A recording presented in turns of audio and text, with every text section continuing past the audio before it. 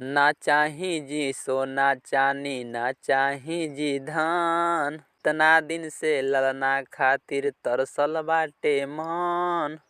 खूब लुटाइब लाई मिठाई, खूब लुटाइब लाई मिठाई, जलसा करब जी।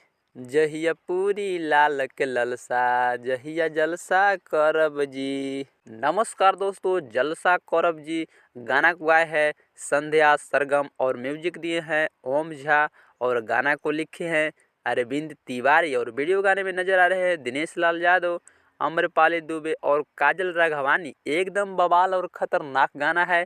जब से ये गाना आया है बवाल और तहलका मचा के रख दिया है। तो अगर आप इस गाना को अभी तक नहीं सुने हो तो जा कर के सुन सकते हो। DRJ रिकॉर्ड भोजपुरी के यूट्यूब चैनल से ये गाना आया है। इस वीडियो में दिखाया गया है कि काजल राघवानी के बच्चा होने वाला रहता है, दिखाया गया है। जा कर के देखिए, एकदम बवाल और ख़तरनाक गाना है। कैसे दिनेश लाल क्या करते हैं बच्चा के लिए, क्या से क्या जुगाड़ करते हैं, जा कर के देखिए। बवाल और धमाल मचाने वाला सॉन्ग जा कर के देखिए DRJ रिकॉर्ड भोजपुरी के यूट्यूब चैनल से। मिलते हैं अगले नेक्स्ट वीडियो में।